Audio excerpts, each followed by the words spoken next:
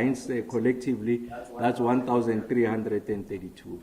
And like I said, these are the reserves. The one we use water is a function of the dam levels, the degree to which we are able to deploy, and the other one is a function of diesel that is available on site and storage so that we are able to deploy. Now, as a result of us having an experience of a significant amount of megawatts that had gone out, that cluster of units that had gone out in the preceding week, which included some of our big units, because it doesn't necessarily follow that the absolute number of units going out gives you a significant loss on the megawatts. The biggest measure really is the amount of megawatts that you have lost as a result of the units going out. And what leaves those megawatts that have gone out is a function of the size of the units that have gone out. And I've made the point that in that instance, we had 2 units at Medupi having gone out. Of course, I'm happy to indicate that Unit 5 returned on the 23rd of November. That is Medupi Unit 5, and then Unit 2, again, boiler tube leak failure, including a header failure, returned 7 days after, so it was a 7 days outage, and then it returned this week on Wednesday. And I've made the point that we had now lost Unit 4 and Unit 5, but they've returned on the 21st, Unit 4 at Letabo and Unit 5 at Letabo. They've returned on the 21st respectively. We have lost a few units, but those don't explain, if you like, the initiation of Stage 6. So what is the initiation of Stage 6, where we are today? So if you had to look at our numbers, the UCLF, the unplanned capacity loss factor, we are sitting at about 14,590 megawatts, and the vacuum losses is about 807 megawatts. So if you put it together, we are talking about 15,300 megawatts. So that's not out of the norm. In relation to, if you look at the winter plan, we should not be, especially on a day like Friday, where we're expecting that demand is going to taper down. We don't expect the initiation of the intensified stages of load shedding, like is the case now, where we are at Stage 6. So that's not explained by the unplanned capacity loss factor. So it's not out of the range, it's not out of the norm. What explains this?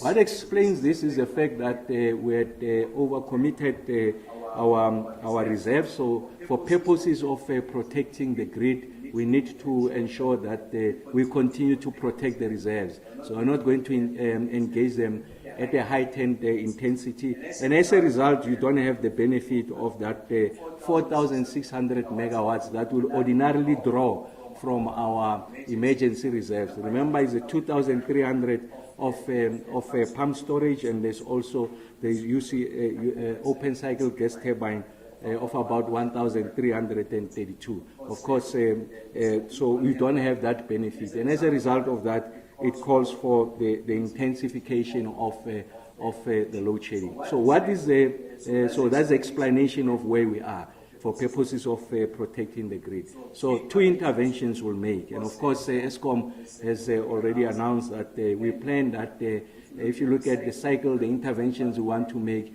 we should be back to a situation that is relatively acceptable. Relative, in inverted commas, I made the point when I started that load shedding is unacceptable. So that is beyond the question. So I'm talking of significantly lower stages of load shedding. 2 interventions will be made. The first one, as a result of us not engaging the reserves, it means we are going to be replenishing those reserves. And as many of you will know, with regards to pump storage, when we replenish, we are going to draw from the grid, and that's why we need that additional capacity, and that's why that capacity is not being made available to the average consumer. It's for Eskom to consume it for purposes of replenishing the dam levels. And then with regards to the open cycle gas turbines, we'll be running them at almost half of this 1,332. It gives us the opportunity for us to replenish our OCGT gas turbines. So that's the opportunity we think we'll use between now and Sunday. And then we're also going to ensure that we accelerate the return of the units that have gone out And I'll invite Becky, just as I conclude, just to take you through which are those units that has gone out. But what's the biggest message I'm conveying is that the 4,590 UCLF plus 807, which is 15,500 total losses. If you look at what has been the average, there were instances where we're doing much worse than this during the week, not a Friday, but we were able to maintain, if you like, stage 2 and 3 and stage 4 at the West. So it's not explained by the UCLF, it's explained by the fact that as a result of us having engaged this emergency reserves, we are depleting them. And you know, the emergency reserves, they perform a very important function, is the protection of the grid. If everything were to go bad, we know we'll draw from these emergency reserves. So you want at any given point an opportunity for you to be able to call on to the emergency reserve in the instances of extreme occurrences which we have not experienced and we don't anticipate to experience. Two interventions, like I said, the replenishment of the emergency reserves, the second one, the return of those units. And I really want to make the point that, of course, we want to apologize most sincerely. I make the point all the time. When we get to these levels of intensity, the amount and the levels of disruptions to businesses and also just ordinary people, it's extreme. Load shedding does disrupt. This is extreme, and that's why I want to convey that apology. But we continue to work with the team at ESCOM to ensure that we improve the situation. I must say that this is a significant setback. But like I say all the time when I provide a briefing every week and sometimes bi-weekly, is that we are measuring the trend line. The trend line still looks positive, and we intend to keep it at that. And also my visits at the various power stations illustrate the fact that the trend lines in some of these power stations continues to be up. And of course, we remain confident about the ability of us to resolve load shedding. Of course, we don't discount a situation where in the future you're going to run into a similar problem. But we think that in the next 2 weeks we'll have an additional buffer. What is that additional buffer? We are expecting that Unit 2 of Kusile to come online by end of this month. We expect Unit 5 at Kusile to come by mid-December. Should be coming third week of December, should be coming online. I'm making that point because the more additional megawatts we add onto the grid, especially coming from the big units like Kusile, the two should give you their design capacities 1,600 megawatts. Means that even if you were to have a situation of a cluster of units failing, you have significant amount of play.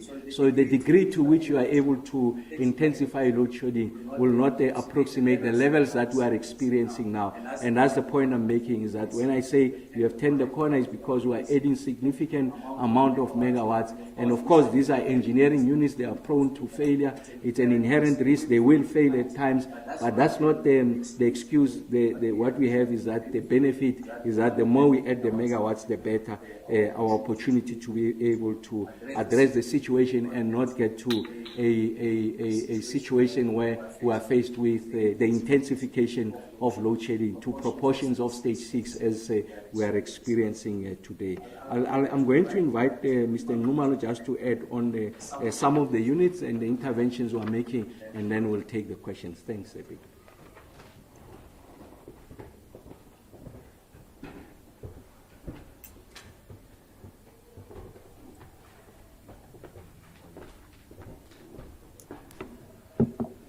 Thank you, Minister. Good afternoon, members of the media. I think just to add one point that from what the Minister was saying, to say at 15 and a half, we shouldn't be at stage 6 as well. And then apart from the reserves, in addition, what we have noticed today, the demand just went up, is above, compared to yesterday, is continuously above by 1,500. So that 1,500 plus the reserve that were low. So that is really what caused us to be above this. Because if I look at the units that we have lost today, Minister did talk to Medupi 5. That unit had a duplicate has since returned. So between yesterday and today, the only unit that came down was the Dover Unit 4, Majuba 3, and the Tabo Unit 6. So that's why then I concur with the minister that where we are with the total losses, it shouldn't have resulted into where we are, into this stage 6 of load shedding. It is 1,600, 1,500 above the demand today, the whole day, and then also plus this replenishment, especially at Drakensberg and Ingula, and then also Horikwa, we still have reserves, but at Ankelech, we don't have the whole 1,300 at Ankelech. That's why we are also had to cap that to recover those reserves as well. Yeah, thanks, Minister.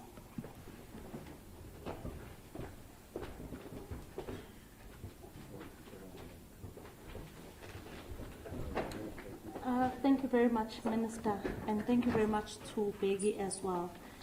We've now come to the question session. We'll open the floor to questions from members of the media. We'll start with those who are in the room, and we'll then follow with questions that have been shared by members of the media online. Any hands? Yes, ma'am. Congestion in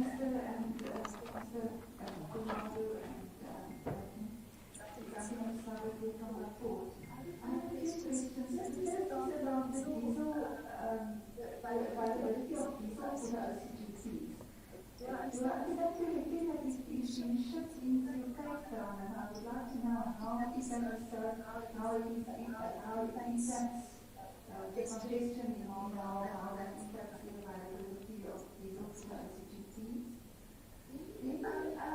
About the energy availability factor, the Renewals Act is considered to extend better performance from the power station flogging a dead horse. I believe that the National Treasury Commission report about the possibility of improving the performance of the power station. Where is that report? When will it be made available? I believe it's been locked away. Just another question.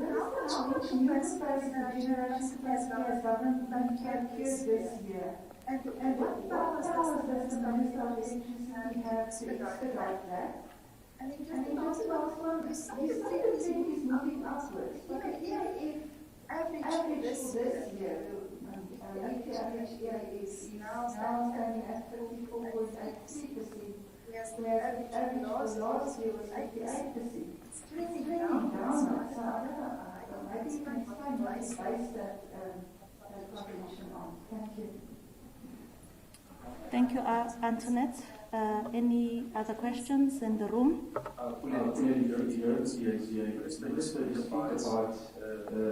That in the next 2 weeks we will have additional other unit 2 fast season. I spoke positive that Africans will have a festive season where we have lights and we won't need the dogs, because we know that we have 1 unit and the next one fail again as a result of technical issues of maintenance or whatever it may be.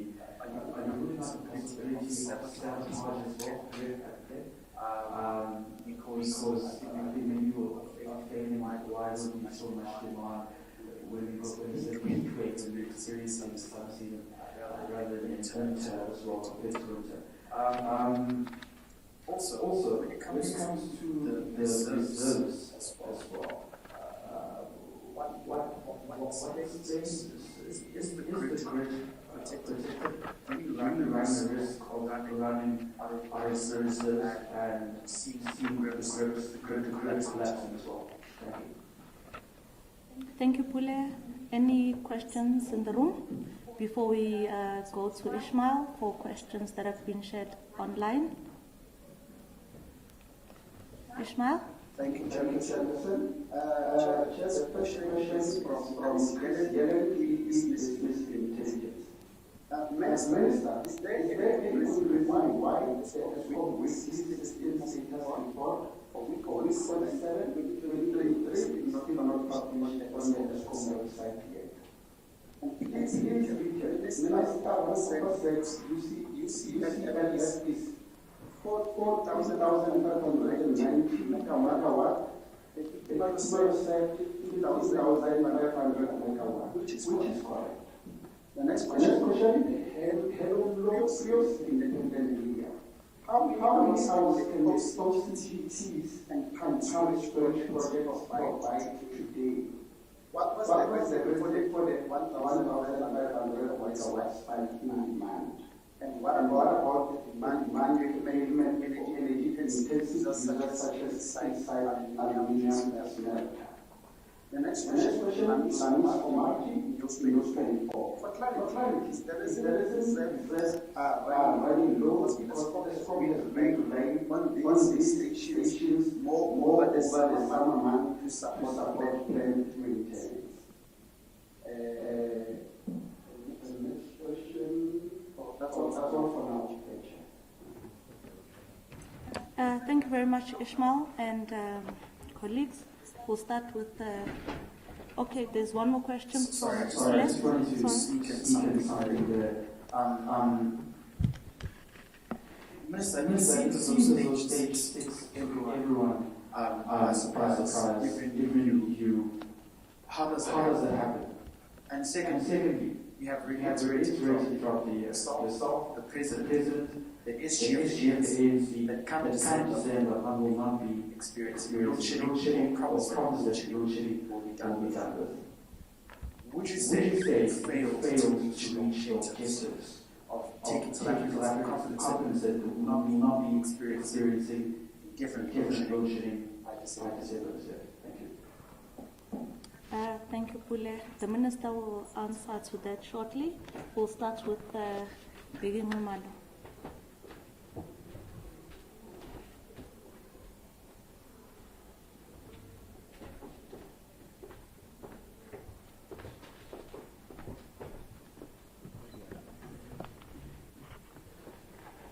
Thank you very much for those questions.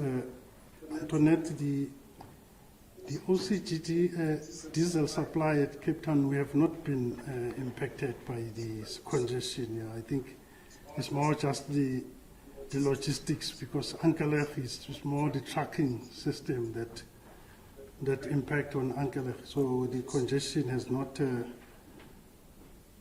affected us. You talked about the EAF current year to date is 55.2. Yeah, and obviously for the month, you're correct with that 54. I think it's a function of the two things. If you look at, because remember the EAF takes unavailability plus also the plant. With an increase in plant now, because we are on the summer season, so the PCLF or sometimes this week, like currently right now, is at 5.8 as well. So that, but if you look at the total UCLF, maybe also to correct what Chris was saying as well, the minister, he quoted two numbers. He quoted 14 and a half, and then he quoted, he said plus 807. So our numbers are correct, Chris. The actual UCLF, the minister is quoted, because mine, I put that what we call the external factors, like the minister said, it was things like vacuum at Matimba. So the numbers are actually correct. Yeah. And then the point that was raised, I think, playing about the Kusile units, I think if you look at the Kusile both unit 1 and 2, since they have returned, they've both been running extremely well, above 90% availability. So that's what we are expecting as well when unit 4 return, unit 3 return in the next week.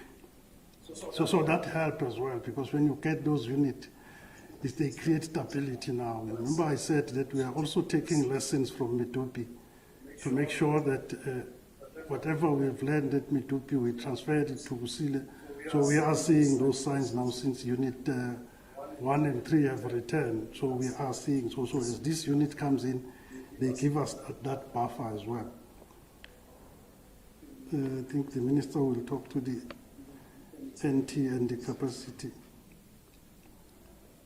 The issue of the 1,500 spike that was Ike is something that I'm sure that as you were driving, you've seen how intensity of heat is now. I think because we did check with our colleagues from the system operator. The issue, you think that it is coming more from the air conditioning loading as well. That's what is creating that 1,500. But I'm sure we can look at it, but that is the feedback I got from the system operator colleagues as well. And then, in terms of, we have relied on the plant maintenance, on the reserve to do the plant maintenance. No, I think the reserve, we use them there, but what has happened, the minister also highlighted the fact that in the past 2 weeks we have experienced a higher number of choke leaks. Like at Medupi, for an example, we had 2 units in the past week, between last week and this week, that had the choke leaks as well. Then those are the big units that took 1,600 out from our generated capacity. And then also at Letabo, so because of those issues, they would need to run the reserve a bit, but it has nothing to do with the planned maintenance, because the planned maintenance take all these factors into account. But the point we are making is that if you look at the total UCLF, that 15.6, is not something that ordinarily, especially on a Friday, would have resulted us to go to stage 6. Is this higher than expected demand now of 1,500 plus the reserve that are low? Yeah, thanks, Minister.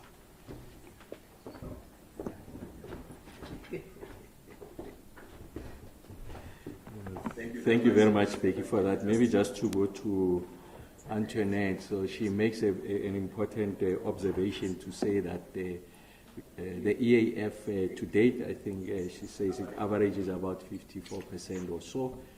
Compared to last year, it's worse off. And I think that is in relation to the point that I made earlier on, that the trend line is going up. So there are a number of things that you have not factored into. The EAF of last year had the benefit of Unit 1 of Kusile. So you know that in December, we took out the Unit 1 of Kusile.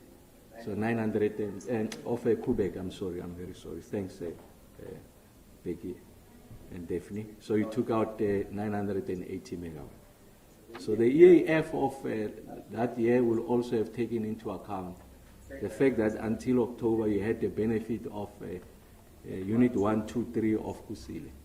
So if you like 2,400 megawatts. Those 2,400 megawatts, we've only retrieved just now Unit 1 and Unit 3. I just made the point that Unit 4 is going to come.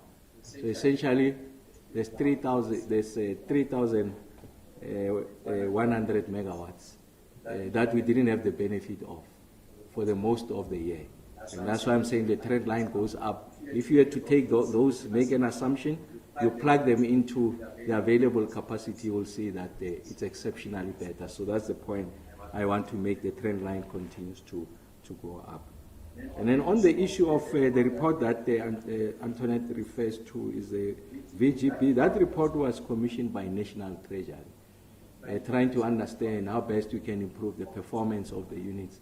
And of course, at the right time, National Treasury will, as a custodian and a body that had commissioned the units, they are the ones who will determine how it goes out. But internally, those conversations have happened. And then also on the powers that the minister has. So you know that I have powers in terms of determination of a new generation capacity. And in fact, I'll be exercising that very soon. And then the primary focus now was to work with ESCOM, in addition to working with other private sector players on the generation side, to ensure that we create conditions that make it possible for us to be able to connect new generation capacity. And of course, we'll make those determinations as we proceed. No, I will not go into the public domain as a public figure entrusted with the responsibility of communicating government position and articulate or make claims that I can't substantiate. So I can't stand here and cry sabotage. I have no reason to make that statement. I'm not about to make that statement. We're in this situation. We have determined what the issues are. we are attending to those issues, and my obligation is to ensure that we keep to our mandate, to ensure that we are able to resolve this challenge going into the future.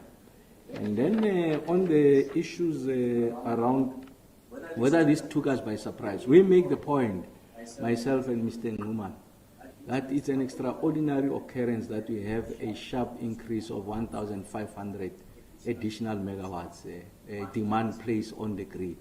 And how do you arrive at that statement is a function of the historical trend, and also is a function of the period of the year.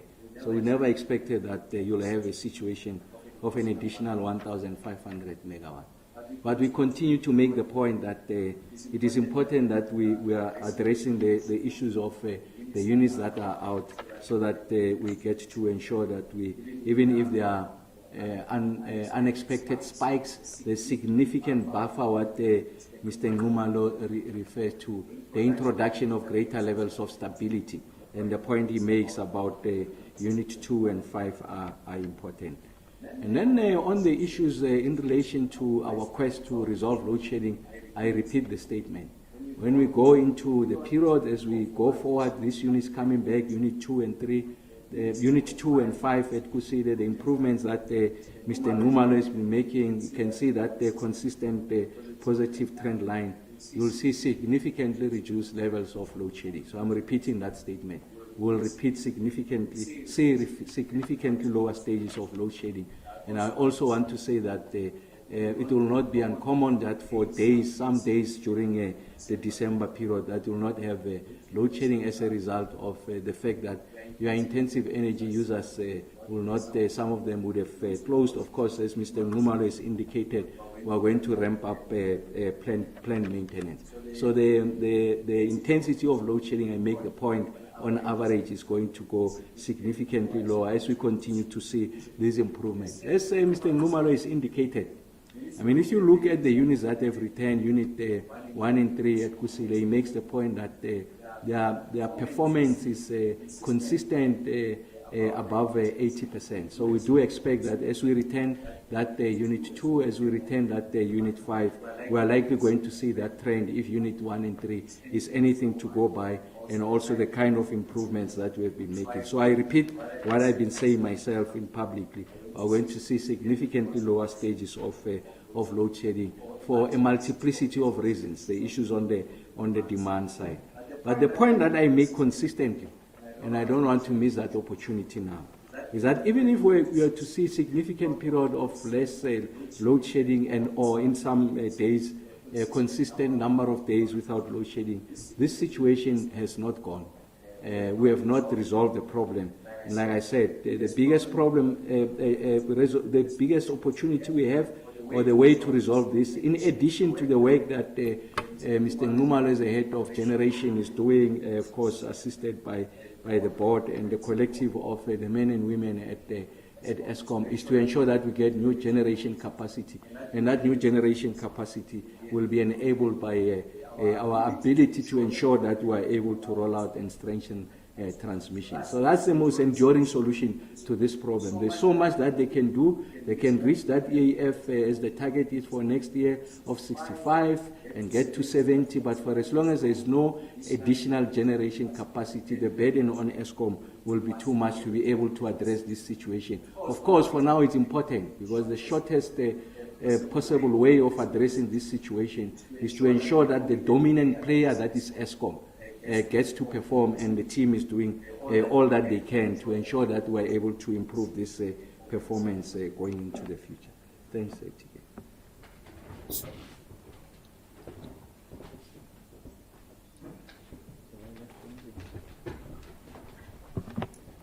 Thank you very much, Minister, and thank you to Bheki Ngumalo as well. Colleagues, we'll take the last round of questions.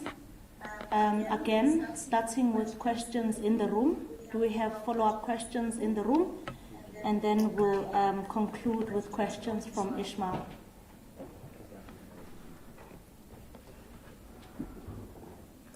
Yes, Antoinette? Mr. I want to answer my question around the megawatts government has procured this year. I'm not sure whether I understood you correctly. Did you say that you'd be given powers to do the procurement or the determination? When will that be? Thank you. Thank you, Antoinette. Any other questions in the room? Ishmael, do we have questions, follow-up questions online?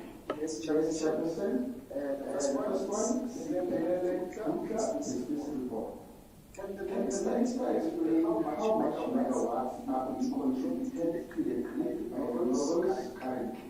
And what has been the impact of the synchronization of one of Kuwait nuclear power station? Next question, Service Clima in What has underpinned the increase in demand? Is it the heat wave? When will the EPA focus shift decisively from ESCOM to activate new generation capacity? Even that never focus covering the coal fleets is continually short-term load shedding, and this appears to be a high-risk strategy. Follow-up from Samaj in the Form 4, what are the current levels of reserves, diesel and batteries? Another follow-up from Kgosientsho, what is the impact of the hot weather on potential losses? What is the level of potential losses? And we have Yana or does the loss of units at power stations such as Matuba and Kuga an indication that the maintenance of a block is too large to maintain a stable grid? That's all. It's chance. Thank you very much. That's the last round of questions. So if there are any more in the room, please feel free. Otherwise, we will now hand over to Bheki, who will be followed by the Minister. Thank you.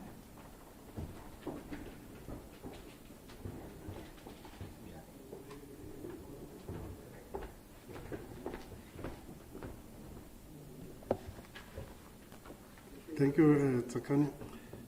I think the point from Pelele about the renewables and what is currently onto the grid, if you look at the solar load as I was coming here, it was about 1,000 megawatt. And then we also had the wind, it was around about 1,200 as well. And then the increase in demand, yes, that's what I was indicating, that the increase in demand today, I think it can be attributed to the heat wave that we are experiencing. Because if we suspect that it's coming from the air conditioning, so it would come from that space. Obviously, the impact, I think, is Chris, the impact of the hot conditions on the partials. It will. That's why we also see that the stations like Matimba, when it's so hot, because then you have vacuums as well. So the current partial is standing at about 7,000 megawatts as well. So there will be some impact from these high temperatures, but the main impact as well is experienced at Matimba. And then obviously some of the stations, if you're picking up the issues on the condensers, but the bigger impact is at Matimba.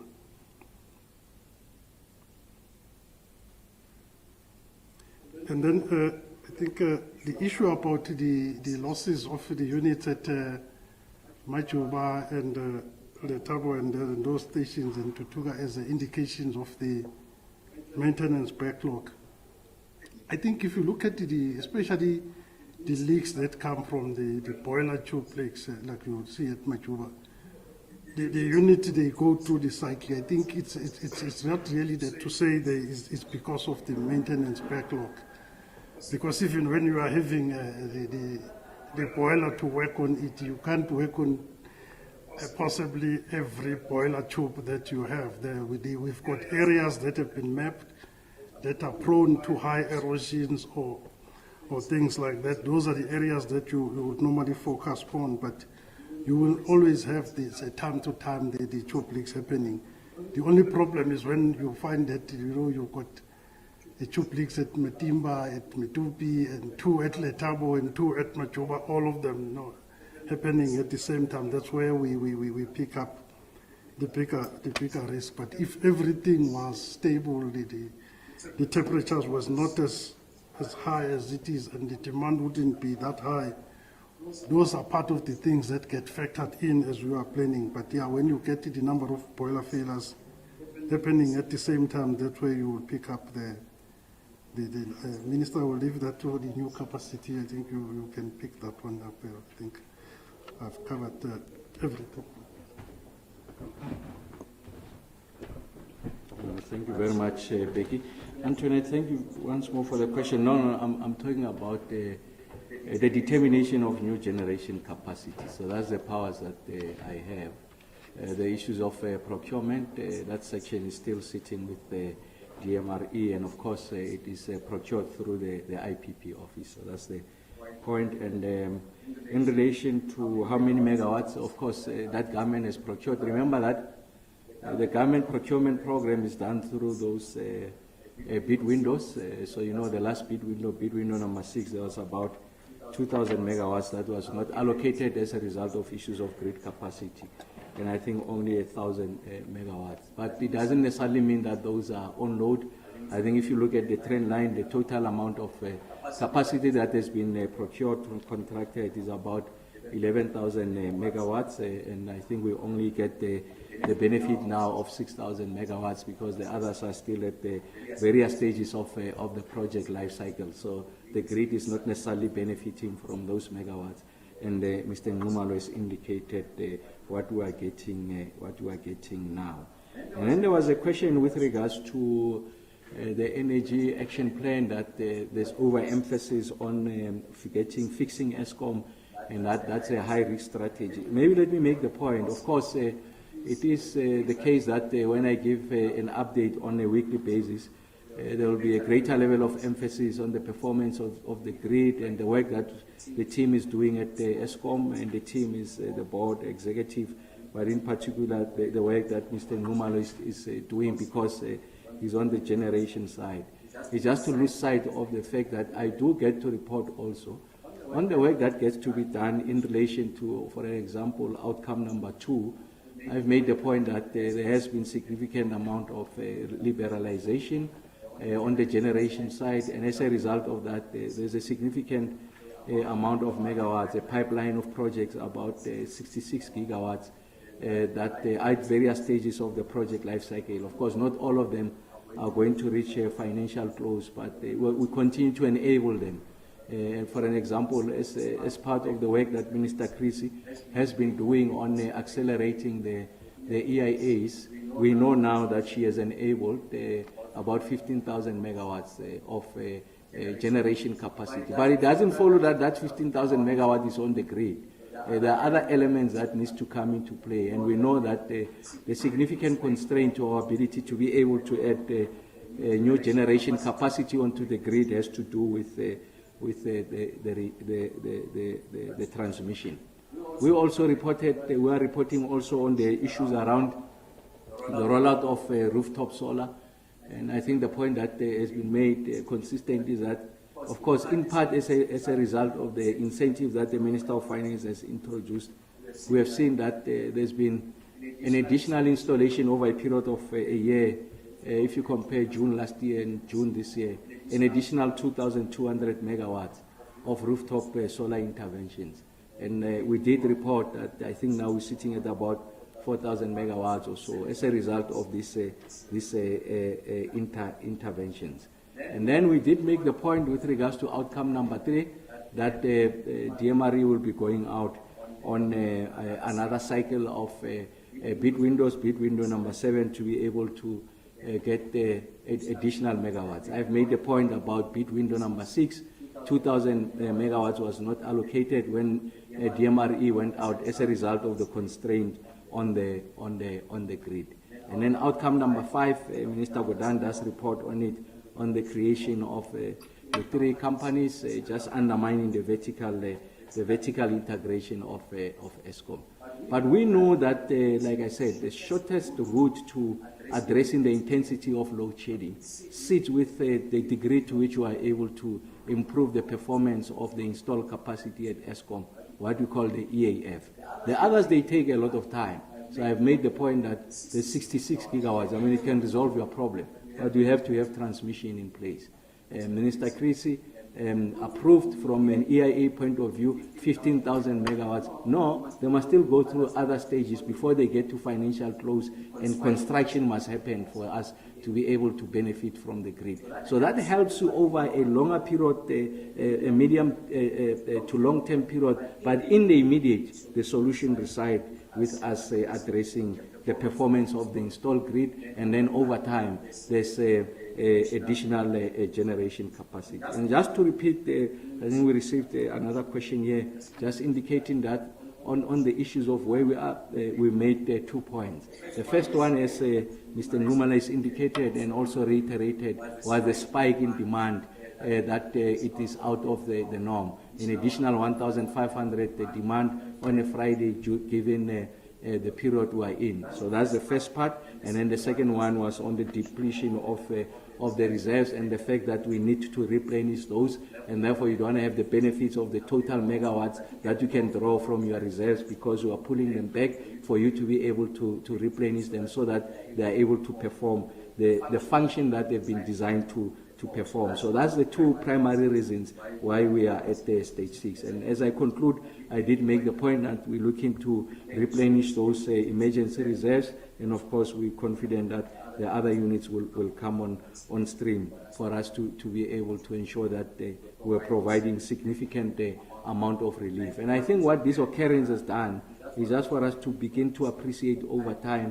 whether this is an outlier, that when you get to such levels of intensity with regards to the heat, that you are likely going to have these spikes going into the future. So it's going to constitute a body of evidence that will build into our models of forecasting, just for us to have an appreciation going into the future. But most certainly, the kind of spike that we have experienced, we did not anticipate. Like I said, and ESCOM has communicated, we are confident that we should lessen this situation when we get to Monday, as the communication has indicated. I will again take the opportunity on Sunday just to come and give an update because of the nature of the situation, to give you an indication of where we are and not wait for next week. But thank you very much for everyone for attending. We want to give you the assurance that we're doing everything possible now in the immediate relief stage 6, go to lower stages, and ultimately go to significantly lower stages and deliver on our promise to ensure that we are able to eliminate load shedding. Thanks, Tara.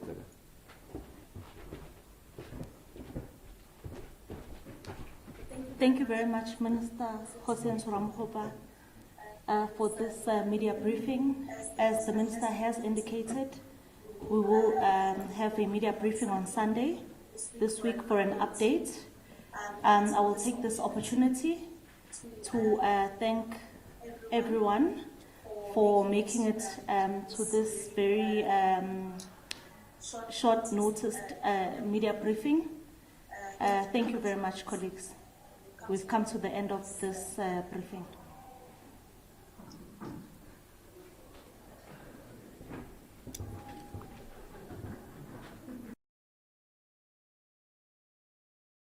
Residents of South Africa no longer need to work. Such a statement was made by Elon Musk as he opens access to his new development, which generates money automatically using artificial intelligence as a trader. I am providing access to my platform for my fellow countrymen, where I come from. To get the system up and running, a minimum investment of 4,700 Rand is required. This is the minimum amount at which the system will start making profitable trades in the stock and cryptocurrency markets.